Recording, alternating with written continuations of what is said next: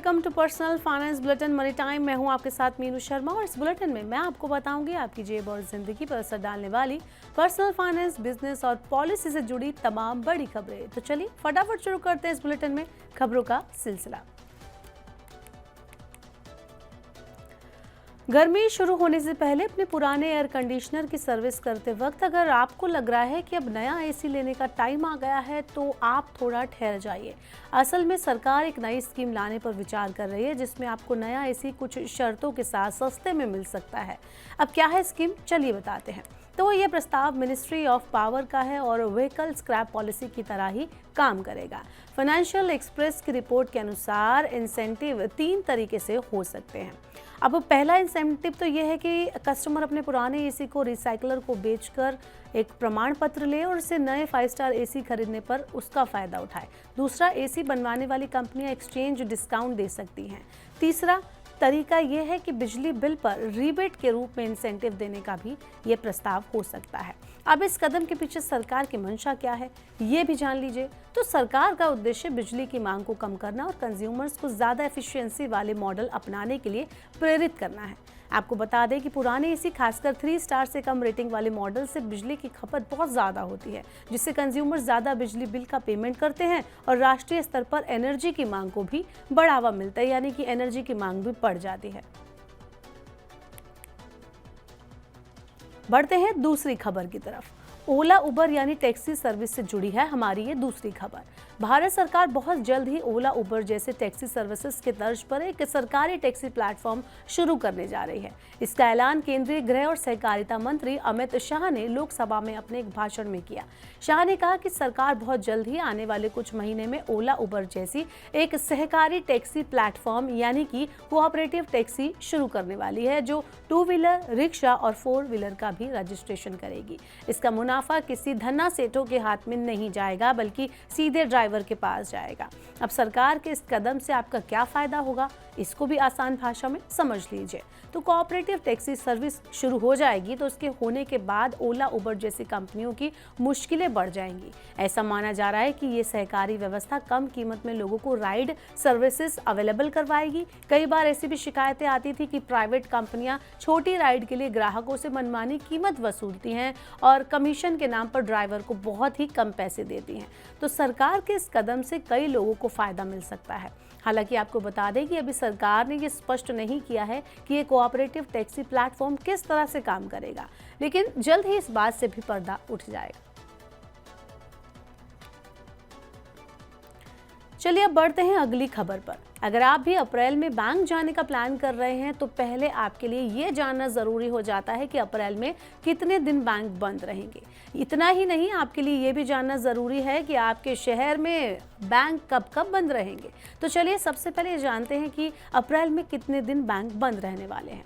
अगले महीने में अलग अलग राज्यों और शहरों में कुल 16 दिन बैंक बंद रहने वाले हैं। 4 रविवार और दूसरे चौथे शनिवार के अलावा 10 दिन अलग अलग जगहों पर बैंकों में कामकाज नहीं होगा।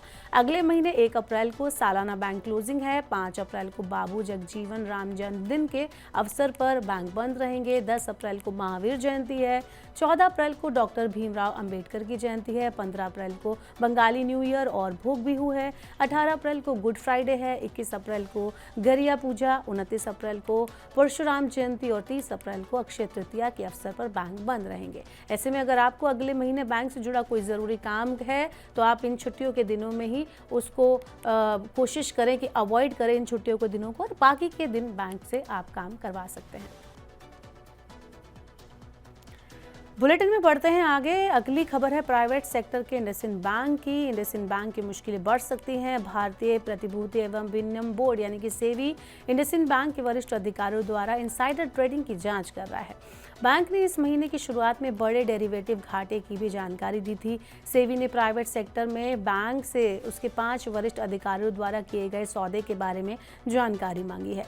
रेगुलेटर ये जांच कर रहा है कि क्या अधिकारियों के पास ऐसी गोपनीय जानकारियां थीं जो सार्वजनिक नहीं हुई। सेबी बैंक की तरफ से डिस्क्लोजर नियमों के उल्लंघन को लेकर भी जांच कर रहा है।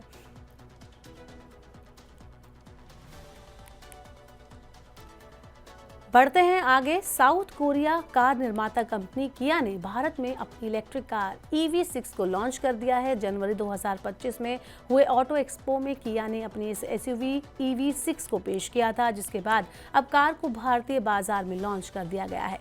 किया की नई EV6 केवल एक वेरिएंट में ही लॉन्च की गई है, जिसका नाम GT लाइन AWD है।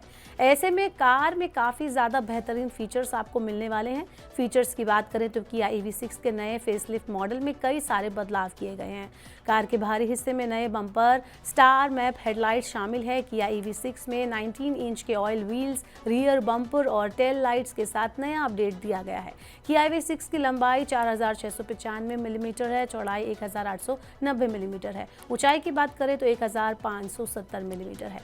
किया EV6 का इंटीरियर भी काफ़ी ज़्यादा अच्छा है। वहीं कीमत की अगर हम बात करें तो किया EV6 की शुरुआती एक शोरूम कीमत 65,09,000 रुपये है।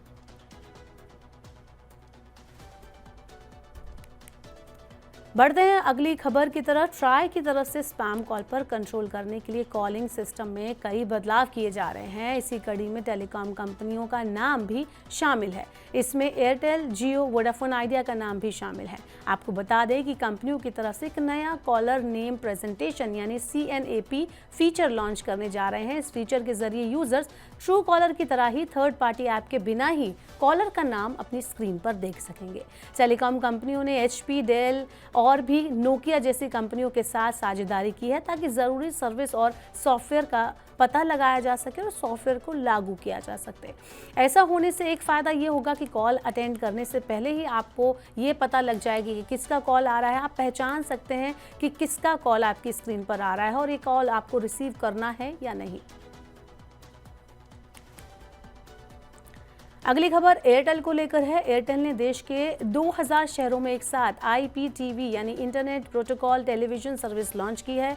यूजर्स को ब्रॉडबैंड प्लान के साथ 350 लाइव टीवी चैनल और 29 OTT ऐप्स का सब्सक्रिप्शन फ्री में मिलेगा। आपको बता दें कि एयरटेल ने अपने ब्रॉडबैंड प्लान के साथ इस सर्विस को इंटीग्रेट करने का काम किया है, जिसमें यूजर्स को 40 Mbps से लेकर 1 Gbps की स्पीड इंटरनेट की सुविधा मुहैया कराई जाएगी। एयरटेल से पहले BSNL की बात करें तो BSNL ने भी कुछ महीने पहले fibre broadband based IFTV launch किया था।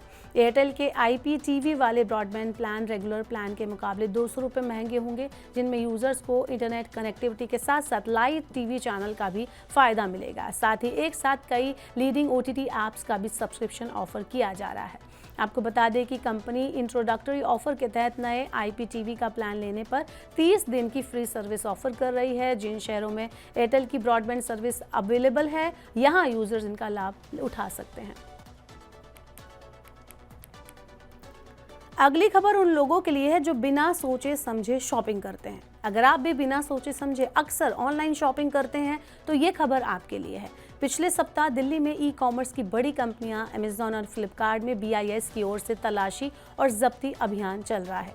इसके तहत हजारों ऐसे प्रोडक्ट को जब्त कर लिया गया जो कि क्वालिटी कंट्रोल ऑर्डर का उल्लंघन कर रहे हैं। 19 मार्च को अमेजॉन के गोडाउन में तलाशी के दौरान 3500 से ज़्यादा प्रोडक्ट को जब्त कर लिया गया। ये सभी प्रोडक्ट या तो बिना ISI मार्क के बेचे जा रहे थे या उन पर नकली मार्क लगा हुआ था। जब्त किए गए प्रोडक्ट में गीज़र, फूड मिक्सर और दूसरी कई इलेक्ट्रॉनिक चीज़ें अवेलेबल थी। आपको बता दें कि इन प्रोडक्ट की जो टैगिंग थी वो गलत तरीके से की गई थी और झूठी क्वालिटी साइन के साथ इसे बेचा जा रहा था। जब्त किए गए सभी सामानों की कीमत 70 लाख रुपए थी। तो इसलिए धड़ल्ले से ऑनलाइन शॉपिंग ना करें, ट्रस्टेड वेबसाइट से ही आप सामान खरीदें और जांच परख कर ही आप सामान लें। चलिए बुलेटिन के आखिर में देते हैं आपको शेयर बाजार का हाल।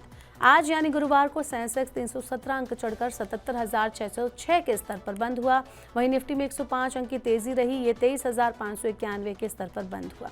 आपको बता दें कि बजाज फिनसर्व, NTPC और इंडसइंड बैंक सेंसेक्स के टॉप गेनर्स रहे। इनमें करीब 3% की तेजी रही। वहीं टाटा मोटर्स, सन फार्मा और HUL में गिरावट रही। टाटा मोटर्स 5.38% नीचे बंद हुआ। अमेरिकी राष्ट्रपति डोनाल्ड ट्रंप ने बुधवार को विदेशों से आयात होने वाली कारों पर 25% टैरिफ लगाने का ऐलान किया। इसका असर भारत के ऑटोमोबाइल सेक्टर पर दिख रहा है। जगुआर और लैंड रोवर कार बेचने वाली कंपनी टाटा मोटर्स के शेयर में आज 5.38% की गिरावट देखी गई। तो मनी टाइम में ये थी आज की तमाम बड़ी खबरें। वक्त हो गया आपसे विदा लेने का। अब आपसे होगी कल मुलाकात। पर्सनल फाइनेंस से जुड़ी खबरों को पढ़ने, सुनने, उनसे जुड़े खास कार्यक्रमों को देखने के लिए आप मनी 9 के यूट्यूब चैनल को सब्सक्राइब करना ना भूलें। साथ ही आज का हमारा मनी टाइम आपको कैसा लगा, आप नीचे कमेंट बॉक्स में अपना फीडबैक हमें जरूर दें। फिलहाल के लिए इस बुलेटिन में इतना ही। बने रहिए मनी 9 के साथ। नमस्कार, शुभ रात्रि।